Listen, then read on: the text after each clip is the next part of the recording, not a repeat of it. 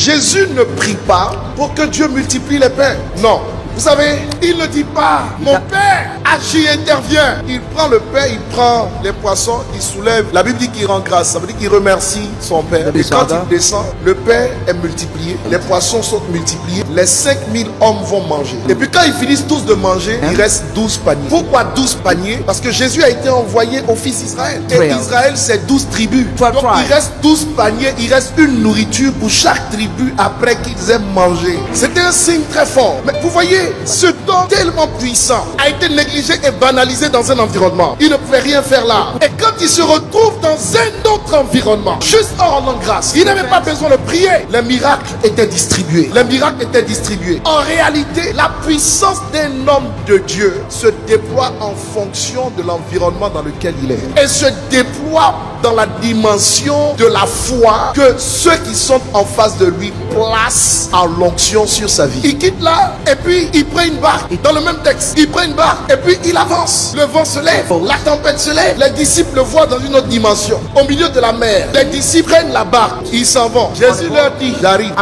Et la Bible dit, à la 4e veille de la nuit environ, entre 3h et 6h, il leur a dit, allez-y. Ils sont sur la barque, ils s'en vont. Et puis, la Bible dit, il va les rejoindre. Mais cette fois, il ne monte pas dans un bateau. Il va sur la mer et ceux qui sont partis dans le bateau, il voulait les dépasser en étant à pied. Un homme qui marche sur la mer, qui dort avec vous. Un homme qui multiplie les pains, qui dort avec vous. Un homme capable de faire des choses que les autres ne peuvent pas faire, qui dort avec vous. Le problème, c'est lequel? Vous recevrez de lui en fonction de ce que vous aurez vu de lui ou en lui. Si vous ne voyez rien, vous ne pouvez rien recevoir. Ce n'est pas de la magie, c'est une question de foi. Donc, le monsieur est prêt à marcher sur l'eau. Et puis, on parle avec lui, on mange avec lui comme ça, de manière banale. Ils étaient choqués. Mais il y a de quoi, hein? Tu es dans ta barque, tu vois une ombre qui est en train d'avancer comme ça. Mais j'en connais qui allaient renverser la barque carrément. Ils étaient terrorisés, ils avaient peur. Jésus les a calmés, il dit, les gars, c'est moi, c'est le même, c'est moi. Il n'a pas marché sur la mer en tant qu'esprit, il a marché sur la mer en tant qu'humain. La Bible dit, quand il a vu marcher sur la mer, il crut que c'était un fantôme et il poussait des cris.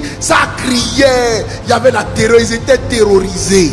Une onction qui te bénit est une onction qui peut te terroriser. C'est un problème de perception. Jésus, avec toutes ses capacités, mais il est déployé pour ceux qui devaient le voir tel qu'il était, ou il est déployé pour ceux qui le percevaient dans une dimension. Dans le même texte, la Bible dit, il passait dans certains endroits et les gens disaient, oh, il arrive, Jésus arrive, Jésus arrive. Donc tout le monde court, ils vont prendre les malades. Et puis les apôtres, la Bible dit, quand ils passaient, ils étaient tous guéris. Il n'a pas dit allez chercher les malades, c'est eux qui l'ont fait par leur foi. Sa présence a été nécessaire pour les guérir. Bien aimé, tu peux vivre à Tabo, là où se trouve l'un des plus grands barrages d'électricité en Côte d'Ivoire. Tu peux être à Tabo, auprès d'un barrage d'électricité, en étant dans le noir, sans avoir d'électricité de courant. Alors que ceux qui sont à Abidjan ici, qui sont même pas à côté de là où on fabrique l'électricité, et tu es dans le noir. Le problème, c'est l'honneur. Tu reçois d'une onction que tu honores. Et il y a des niveaux et des dimensions dans l'honneur. Je suis venu te dire, tu as besoin de comprendre et de reparamétrer ta perception des choses. La manière dont vous prenez l'onction, c'est la même manière dont l'onction vous prend. Comment on peut être près d'un barrage et être dans le noir? La faute à qui? Mais tu ne peux rien recevoir d'un homme de Dieu en qui tu ne crois pas. Rien. Croire, c'est honorer. Honorer, c'est respecter et obéir. La foi est une attitude. La foi est un comportement. La foi est un comportement. La foi est une réflexion. La foi, je libère l'onction de Dieu et je déclare que mon Dieu réponde maintenant au problème. Que les malades soient guéris instantanément. Que les démons soient chassés, chassés, chassés, chassés. Amen. Demons are cast out. Oui. Vas-y maintenant. Oui, papa. Et ils ont dit que Jésus a multiplié et les pains et les poissons. Et ils ont mangé. Et à la fin, ça reste encore 12 paniers. Donc, ça reste 12 paniers parce que moi aussi, est Israël. Israël, à Kota, oui. Donc, ça sous-entend que c'est pour panier le pour nous, à Kota, le pour. Alors, c'est mal, je dois tolérer. Et elle se voit et demandait à moi et bon. Et j'ai dit que c'est un peu comme, et à ce moment Si tu le considères comme ton père spirituel, ton mentor, ton pasteur, puissance monde. Là, c'est une puissance web. Tu as un poster en fonction de ce qu'on voit en chaque homme de Dieu. Ils ont dit que j'étais à marcher sur la mer et que pour d'autres, c'est que c'est un fantôme. Ils m'ont lâché, mais qu'il peut guérir les malades et ils ont foi en lui. Et donc, on ne peut rien recevoir d'un homme de Dieu, un peu comme des millions de millions. Si tu n'en as pas ton père spirituel, tu ne le respectes pas, tout ça, tu ne peux rien recevoir de lui. Il faut croire et honorer les hommes de Dieu. Qu'on ne peut rien recevoir d'un homme de Dieu qu'on n'honore pas. Donc, c'est un peu ça pour moi. Ok, c'est ce que tu as retenu. J'espère que vous êtes au nombre de 2 là. Oui, papa. Je vais poser la question aussi au second. Attends, second, attends. Kabi, il a dit. Moitié, on doit dire.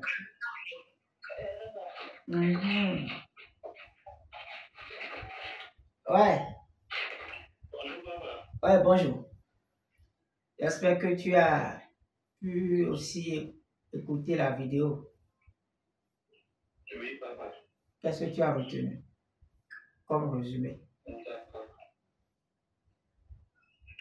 Moi, j'ai compris à travers la vidéo Oui. que pour résider dans la foi, Oui. pour résider dans la foi, et la foi, c'est pas je vais à l'église, la foi, pas c'est lui mon pasteur, c'est lui qui est le plus grand, c'est lui qui a une belle voiture. Non. La foi, c'est ce que nous faisons tous les jours. C'est ce que nous font, c'est ce que nous sommes. C'est notre manière de faire. La foi, ça doit se voir à nous. Quand on boit de l'eau, on doit boire la foi à nous. Quand on parle, on doit boire la foi à nous. Quand on chante, on doit boire la foi à nous. On doit vivre et respirer la foi. Ce n'est pas à la bouche qu'on dit ça. C'est un peu ça, papa. Ok, d'accord. Là, ça c'est très bien. D'abord, par rapport à la vidéo, c'est le papa Bishop Ouattara qui nous enseigne. C'est un homme que j'admire beaucoup. J'aime écouter ses enseignements. Ces enseignements me font tellement du bien. C'est ce matin que il dit vidéo 10. C'est ce matin. Et ça m'a plu. J'ai téléchargé la vidéo. La vidéo est en train de nous dire. Nous dénonçons mille. Beaucoup lève nous nous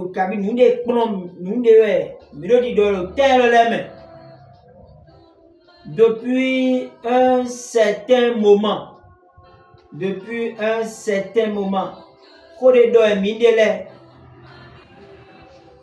à 100 des euros, les dit ouais, midele, on sait d'eau, bon, édifié mi, et wada benu personnellement, et na wada benu ouais dandan ouais, mais wada benye ouais zobete, quoi non c'est lui, et wada benu en idonché, et le wada benu do nunde do endele den séville mi mais wada benu nyere suno.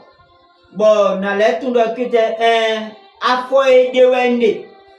Kabi nous de do wende le nous boy nous gandi bon nous do. Donc c'est du sérieux. Alissa, c'est du sérieux. Vidéo le dom est recruté. Que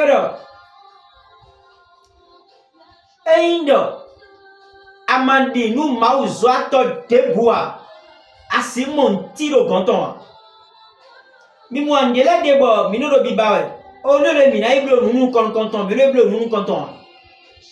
Bon, notre école, son caca, vous ne perdre tant, mi-temps. Vous ne perdre tant 1 an, 2 ans, 3 ans, 4 ans, 5 ans. Tu as de fitter un cas de bonheur, retrouver mes développements, quoi, plutôt. Donc, et on doit retard quelqu'un, pas maintenant retard, do wezun, blow, nous de nous blow, nous con y blow, nous de nous mi. Bon, awa, tiens, qu'on les blow, bon, bible, mon peuple périt, faute de connaissance. Mon peuple périt, manque de connaissance. To bunte le vasu de yue. Do e ba nu yue po. Bon mais keke de me bomo.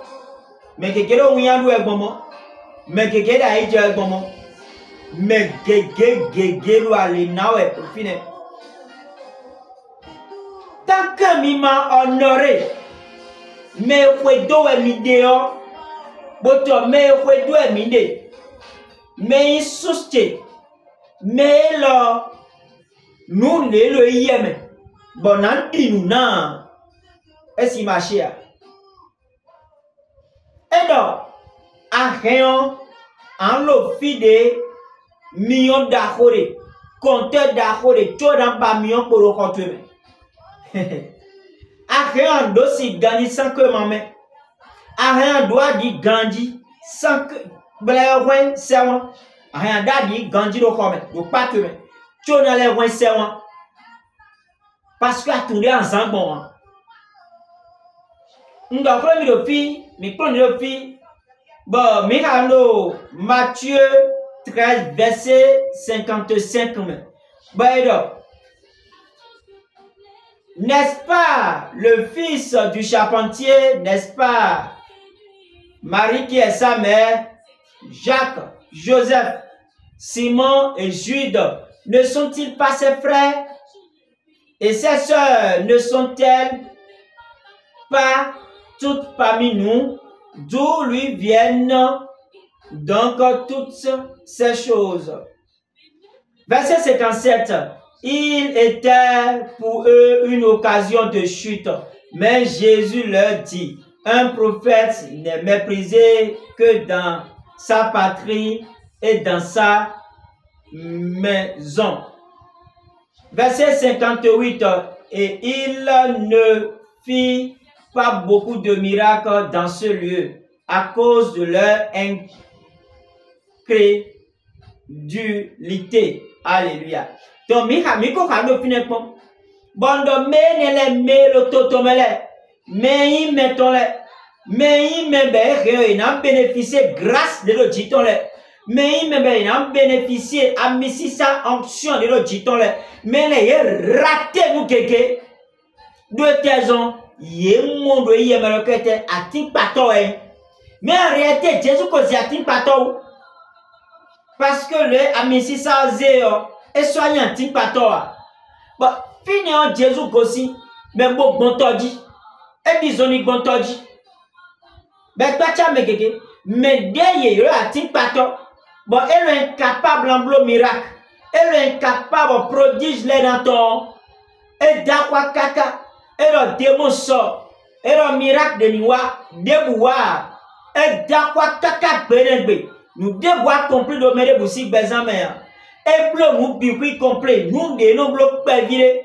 Ben nous wati tchemeon. Et blo bilo wenen. Bon tijea. A gafo me gwa. Men de gosi finio. Et le de eze ou polo webipo. Et te forea. Et le touche dokunoue. Bon ou ne multiplier. Donc même sans la prière.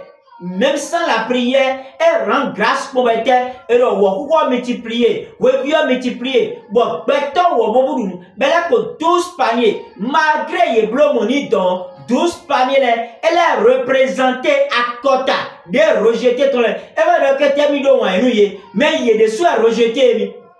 Parce que là, maintenant, quand il y a 12 à quota, 12 tribus.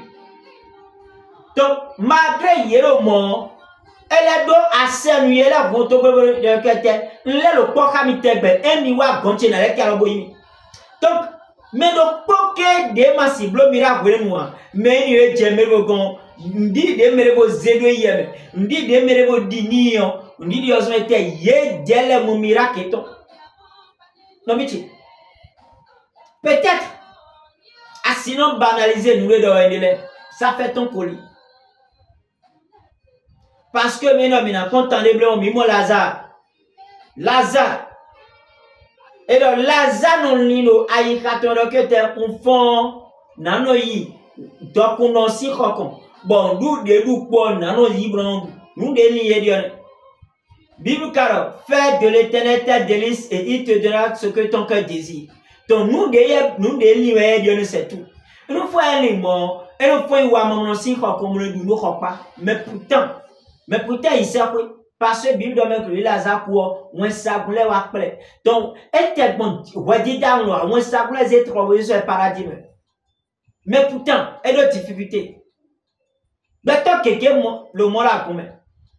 Nous dominer, c'est pas que est bloqué ça aussi en l'ennemi, est bloqué ça aussi en l'ennemi, à ça oui Gandhi, mais ils ont te pour un vie misérable, une vie misérable, parce que Israël si vilain, mais rejeté même Jésus et ils ont même. À côté de moi autant le, mais ils vivre. Nous devons vivre au Christ, mais vivre des bois. Mais des volets qu'elle est du béton. Mais des volets qu'elle est du béton. Mais dit ni le. Mais dit moi, mais si ça t'en est.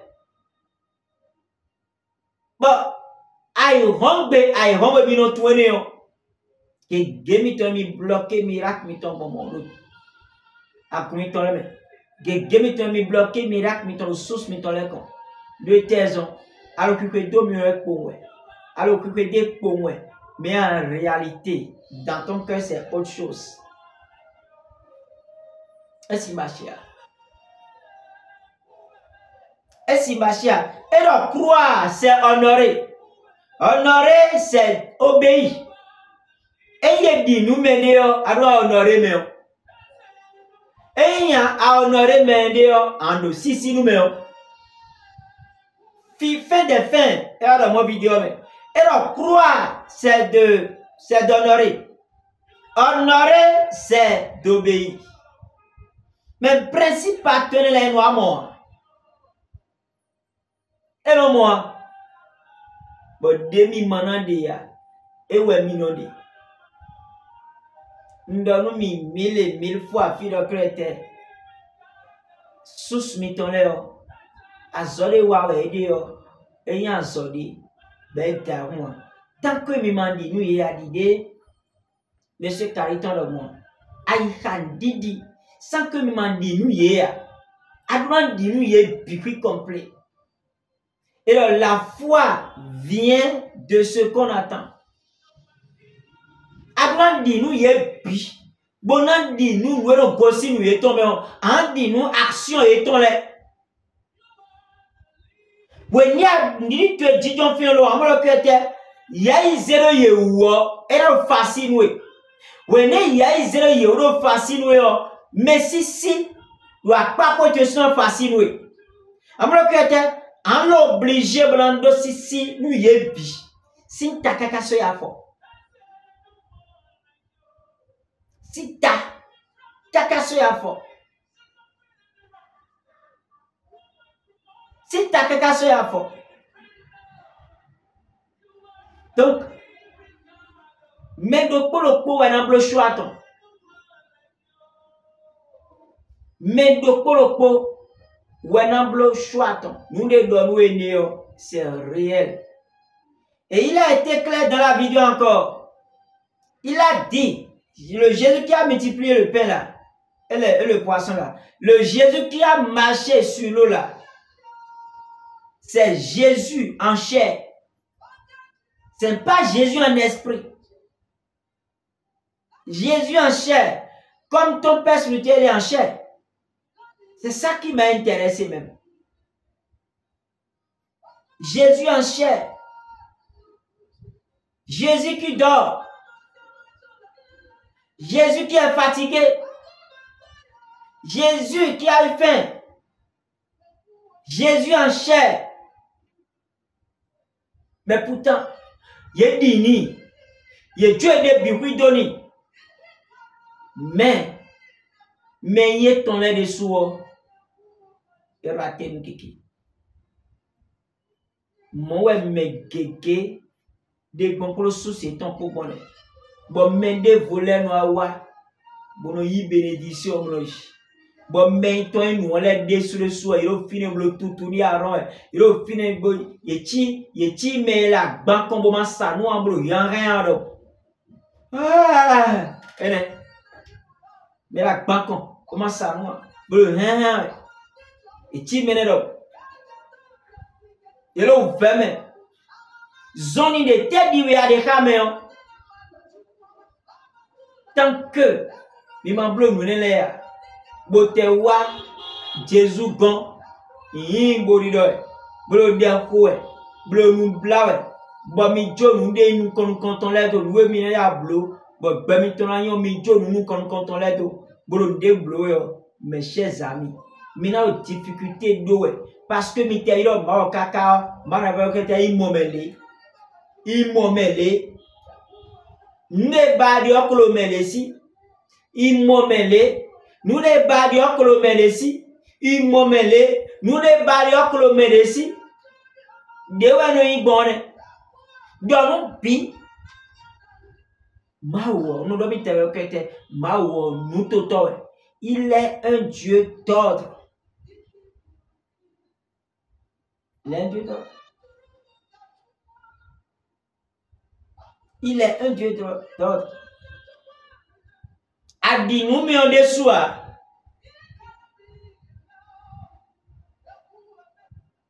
Adi nous me reçoit. Mais nous comptons là, yedi ni en passe moi que était à ti pator. Mais à part que comme mais territoire ton là, yedi les dini. Et dans yedi ni deux colo miracle de bois, colo miracle de bon coup et tombé. Oblo miracle de bois. Mais yedi ni d'idée de bon peuple où nous y est. Tu as un miracle à ton Dieu. Parce que nous devons bloquer miracle au temps, c'est parce que il est dini, il trouve en lui. Et nous devons bloquer miracle. Mais à part que le territoire, à part que il est dini, Dieu dit qu'il est déclenché miracle. Mais là, nous ne pouvons pas terminer tout le monde, nous les voyons. Est-ce qu'il marche pas? Est-ce qu'il marche pas? Pour bérer si marche. Est-ce qu'il marche? Je me souviens très bien de Olik Baredi. Bon, Rena Bonke wa bénéfice de Kérékoussi Gouroué. Rena Bonke wa bénéfice. Bon, moi, béton 4 cabis 5, mon gossé 4 immédiatement. Mais ton coup, mais mandat fois, il y a gossé 4 boista attend. Tant mais longtemps et longtemps. Mais 4 mais 5, je crois que mes 5. Mais 5, ils ont le point soumené. Vous avez mis au soudien. Bon, yesh. Le mais 5 les mains. Mais attends. Mon guérison, boakui, mais pour me réveiller de moi. Et pour me réveiller de moi. N'est pas maintenant mon azon bo. Bon mais oui moi. Mais attendez moi azon bo là. Yé mon nous dire mon nous dire mais aussi nous quoi y a des sélio. Bon que y a léo. Onya wa jidelu yé dele. Mais oui de l'air. Blobo nous macon. On se doit non blobo nous macon. Avec Dieu c'est pas ça. Avec aussi vos sous, c'est pas ça. Mes chers amis, blobo quoi ya? Blobo quoi ya? Joto de doa million kuyodo. Blobo quoi? On l'a wade macon, on l'a wade gambo macon. Et nous marcher ya, et si tout quand nous ya. Assimon délivrance de pont. Assimon délivrance de pont. Doit si ton. Abdullah dit, nous apparence mais autant. Biuda nous de nous kou mo no dina. Nous de nous kou lo mo no dina. A moment adinia. A jogware donia. Bono menio amisi satona wa nuemi. Amisi saton si wa ntinu ya. Anlo ya to me tegbe. Non do mi tegbe lo kete. E queen do kete a gon susto e ganji me. Amo e ganji. Ma ou de me do a te di ganji. Be yewe. Me amo njiu debua.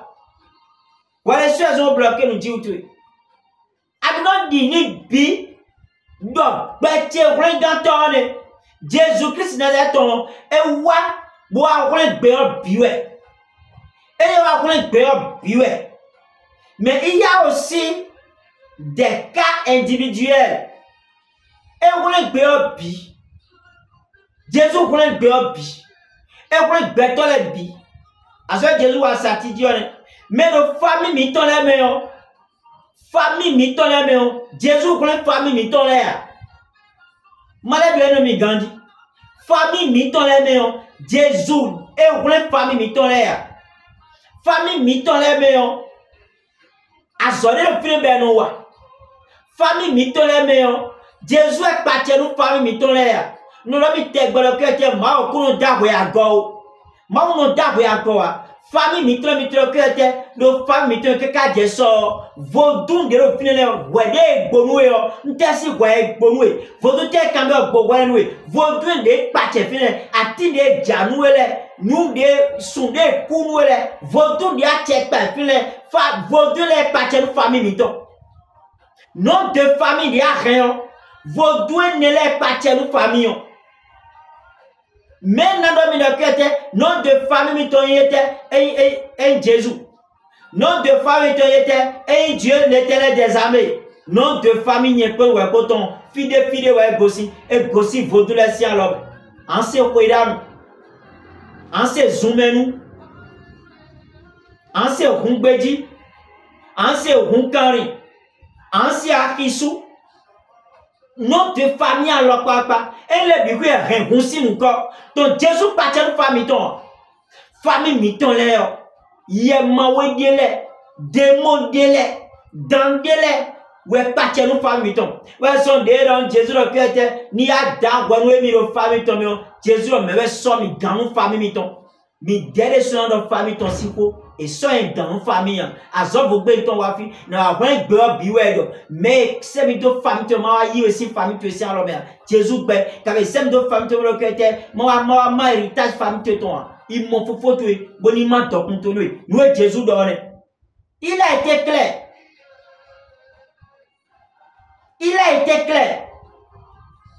donc azode comprend mi azode ho et vous laissez et c'est comme si on vous prêche encore d'autres évangiles. Non, mais assis à Missa, nous 45 ans. Assis à Missa, nous 50 ans, nous 100 ans. Et il y a un mablo nous est dans le néa. Aïe, kaka le body diwatu, on a mis à l'occasion d'alors de courir nous comptons les minobloa. Bono perdre temps mais ton câble volé quoi bouto tu bono ai bien sinto et ya câble nous contrôler le magnon ablo nous contrôler a gaetan wari ablo nous contrôler a ça dit a plein wari gain ablo nous contrôler a mandé to wari nous contrôler le tanda va bâton blo nous contrôler au bâton sous maintenant dit nous sous Andi nous soustoué. Mais là, tu vois, il y a bon son. Mais là, est-ce qu'il peut quand il tombe, on doit nous couper. Mais là, il dit, est-ce qu'il doit nous y aller dire. Et t'es clos là. Mais d'où me regarder ici. Mais d'où me clôturer ici. Papa et Papa François Xavier à l'OP. Et ouais, il y a pour nous mettre de Lomé. Les dieux me ont dit, de Maus à te quoi faire pour mon soutien. T'as mon fils, bah oui. Et voilà, mais on est pasteur, on est. Mais le dieu même est clou, pasteur, on est. Il n'a pas midi. Passé on est. Et 2000 est plané. Mais nous, quand on est à mon fils, ouais, moto ton quand on est con. Moto ton quand on est con. Mais nous, est moto. Parce que miracle demande nous quoi. Miracle, c'est un menton qu'on peut faire. Ouais. Donc, si vous ne croyez pas, vous ne pouvez pas, mais c'est déclencher miracle, mettons. Maintenant, bloquer miracle, mettons, le médium. Maintenant, bloquer. Et vous n'aimez pas à honorer les pères. C'est grave, et c'est grave, et c'est grave. On a mis à tous les mina honorés. Père, mettons, on a mis à tous les bibliques complets. On a mis à tous les bibliques. Voilà, n'est pas le meilleur gars. Ouais, cabaran blonde, nous meillons. Ouais, n'est pas le meilleur gars. Nos enfants font bien tomber au moins une fois par semaine. En n'est pas le meilleur gars. Et y a un bas meilleur pour attendre quand il y a quand on a. Et na wa, et na wa, et na go, et na go. Et na do, marco, na do, marco, et na go, et na go. Et na le programme, na go, et na go. Alors quand fatigue tombe bien, des fonds bon bien. Alors quand il bien. Tu es un créateur, nous les djemba wadi et si machia. Aduna honoré menele. Aduna honoré menele. Aduna honoré menele. On a déclenché miracle de mener si besoin. C'est ça. A honoré ton. Tam, la pas pour les puis. Nous donne une fois passer que t'es menele. Mi doit. Nous y keke. Même vie mi tombe, mi beno, mi tombe, mi cuit complet, mi doit menele. A quoi d'accord, mi doit. Il miton, mi doit rodder, mi wa miton, mi doit rodder. Parce que, mais les maus nous comme miton, bon, mais n'a pas bien testé miton, mais les maus nous comme miton, bon, mais n'a été, il a menacé, il a menacé, il a menacé, moi, leur parle pas des miton, mais les, et c'est pas Dieu, c'est eux. C'est eux, c'est pas Dieu, c'est eux. Il est de l'heure. Il est de l'heure. Il a menacé le Néroumi. Il a l'Israël parce que me repose des siwazon. Il est délégué siwazon. Ils ont mal confié minuit. Bonne responsabilité d'accord. Ils ont vu le cœur et manteau comme un signe comme un Eman wanunde nando, eman do ko nando bena, ena si ko eman do de bunu yemene leo. Parce que responsabilité d'ako correct. On prend une vie complet. Mais il y a d'autres qui ne veulent pas comprendre. Ouais, parce que t'es on. Mais puis ouais dit nous Jésus. Donc c'est ça. When you are honoré Gandilo Tiamblo. En dossier nous en dossier nous elle va obéir en dossier nous en séroton en blocoton dit il y a des fois mais les tibes nous va contredire toi la siro et de to me gagne ça demande au le cas mais demande au lui écoute-moi très bien si ton père te dit fais telle chose fais faut même pas chercher à négocier. Ayez dans le cœur, prie pendant 3 jours. Il faut prier pendant 3 jours. Il ne faut pas négocier. Demande simplement, je commence quand? C'est tout. Je commence quand? Nous, on a camionné. Je commence quand? Et là, blanc, cambier le cœur, on conseille. Dieu, retourne ma bête. Mais négocier jour de yon ou bon jour de nan don nous respecter jour. Bobo de jipi pepe. Et donc, code, ça même. Donc, c'est respecter beaucoup de pepe de Chicago. Nous avons un frère parmi nous. Et déposer dossier. Dossier, mais non, mais de naïa. Mais non. Et naïwe. Et il y a un gouvernement de matin sur le côté, finalement, d'avance. Et bien, doit lycée ici. Hier soir, avant-hier, et là, mais c'est pas vrai. Et ça me sert de Yémi. Souhaiter d'avoir qu'un souhaiter. Un document de confiance qui cloche, non. Document de naïve. Donc, et et do ye do khode bunumi yo mi no respecter nous les dole mi non pas négocier na modifier khode de parce que we ni a modifier yo moi braiser azan de yon we yo tout le créateur fidèle we mi gosi tout le famille de mi gosi tout le rende nous mi gosi bon rien si c'est l'air au khode panté mi we loi famille tout étant et le khode panté agbatwe loi famille tout étant le khode panté agbatwe chobondo ke loi ni yo il a peu bran modifier loi ne si batwe loi ne masona doit check par batwe dia azode we na wa azone kwete e do kholo se khode do parce que ye ma do khona do mi hemina blo le ganle me mi hemina blo le ganle me mi hemina blo le ganle me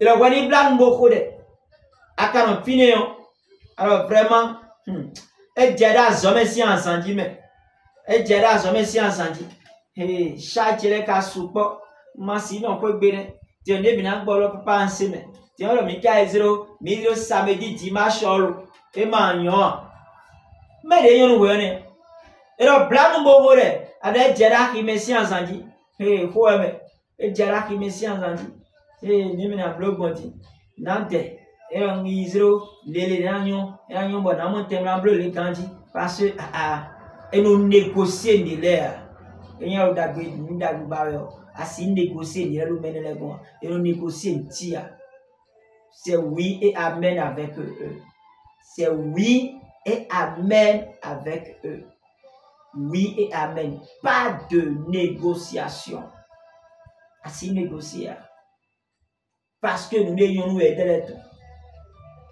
Jésus négocie fi wa ton kodo ma ko e wa boko fo Jésus ka va négocier à cause ton ha ma wa e ya cause ji boko fo bo wa zo boko fo e blo pepepe boko fo donc et nous négocier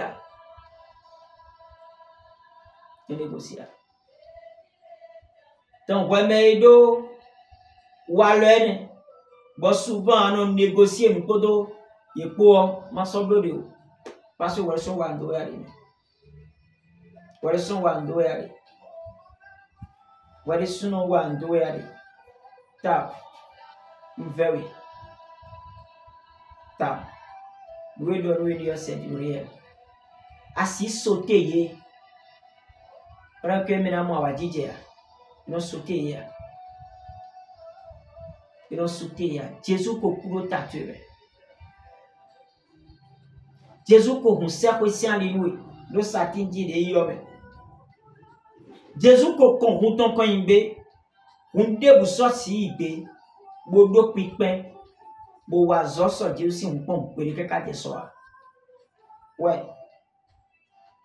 amo azo de plan ni totoi mais na blole mais les raisons à que était à zone Jésus ont maus à tele bio me que était gagne des arbres nous t'es zia sans les sommes nous t'es fait des zia sans les c'est parce que à zone da hone bon y de les donamblo gagne des arbres mais vous ni dans les gars gagne des arbres pourquoi zia sans les milliers sommes et là vous mais pourquoi les bodo gagne des arbres allez-y partout mais donc la béo Ntede mono mi gwen melega parce que azonyo mi dele diablo diro ni oblo yeton yo mi dele do namblo mi dele do na wazonyo ni oblo yeton de ni namblo ni ko accompli mission ti ombondo mi demi ma accompli mission mi ton azone nwa na ti azo ti agbore don alors que azo ka ti agbore ya azo da ho wa we azoda ho awere des fois meleti be do ye do walo pare pour sous c'est ton walo nyanya tan pour sous c'est ton ko eux ils mangent correctement mais sous c'est ton et do ni kun bere que nous léo nous de ou ni lo ganjo mende we wa hodoa ndua mende lo finia bon si sous pomperia man de pevielo bo blo le nous mele Bon, il y a une difficulté de mettre. Boblo le moumeni. Et n'a bleu et pont. Même si bon ok était. Elle est c'est bon sous ton lancé néo. Et n'a bleu et il y a autant le duni. Tant le duni. Non. A ma bleu nous met un tel à bleu. Aso nte wo yawani. Nous tu vois si wani on est. Et mara wani ben to bi jonu meni on. Mene budo mo. Mais tu dois ho de bi de mi kusi komporo. Nous pepe de an wani. Bon comment on kunyo blo. Bon pro nous le bi ku fi. De a rien un gars et que toi tu bon ton. Un dimanche. Oui. A mis ça faut dimanche. A maintenant il y a mis ça ton. Non faut mis ça on. Papa nli.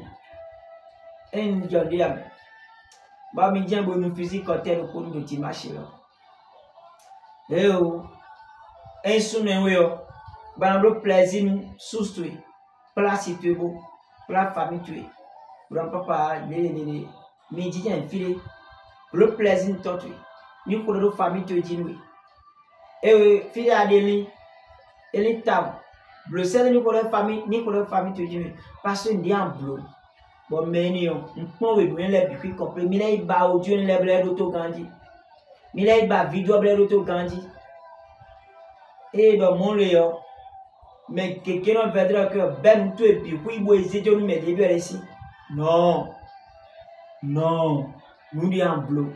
Ben wara gbeni onu kele do mi ni bono do mi wodo pe ete me lo ko le si e file o me le de buno wa mi satia on pourtant le secret les na we dans un intérêt ti me do ni ya intérêt were suno ton de na wara gbeni kon to tu yo e me do wendi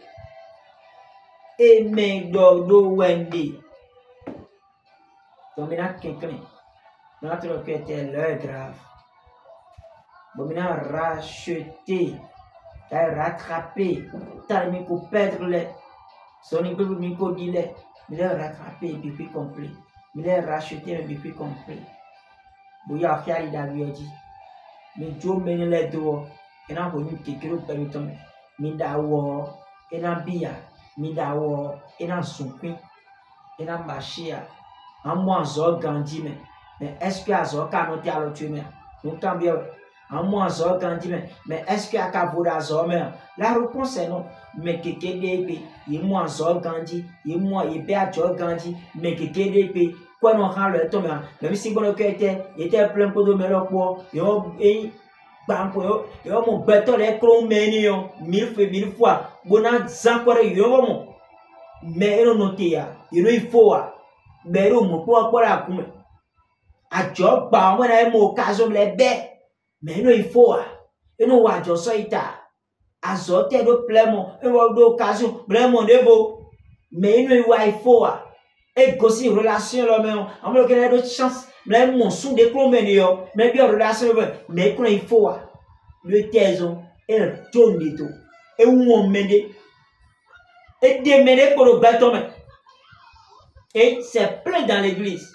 Et nous mon cœur grandit et nous bas cœur power cœur qu'on entend à tomber cœur on va néa le taison et négliger mêler et Dieu mêler tout et démêler pour le bâton t'as bien comme mon mêler au moment n'a rien à tomber au moment n'a menacé démon les de tomber et comment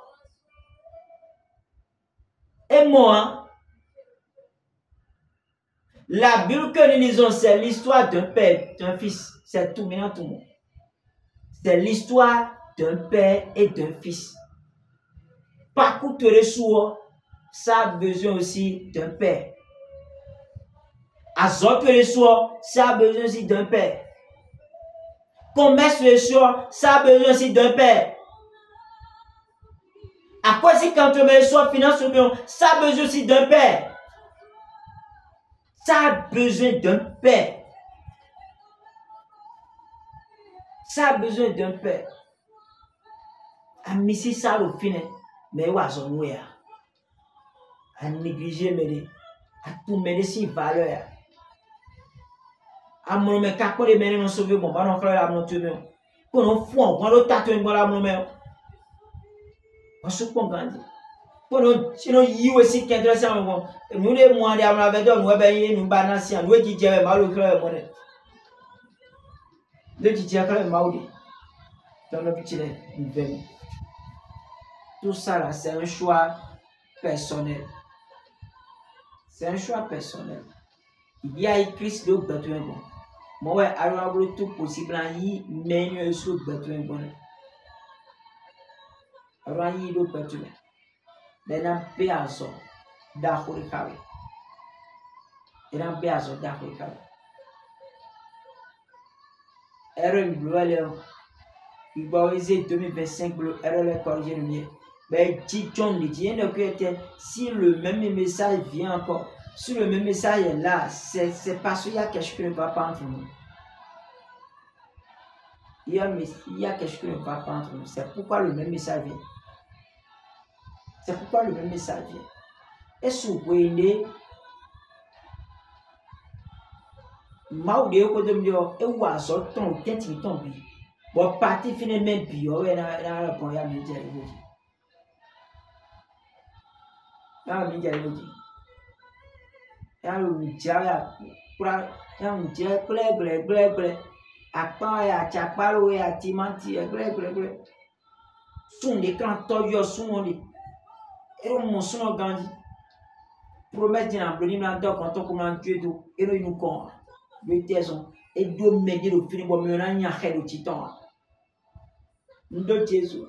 Jésus a connoté.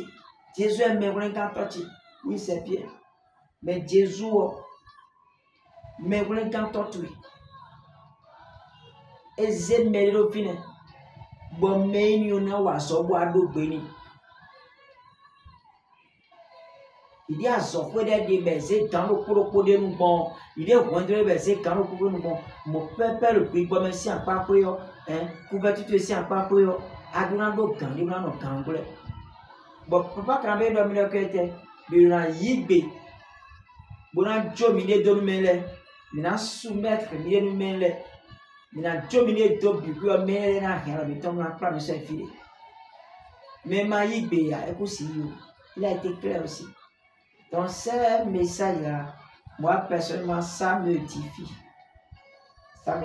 correctement si ce que je suis en train de dire si ce message atteste, ça dit confirme ce qu'on te dit, sache que c'est du sérieux.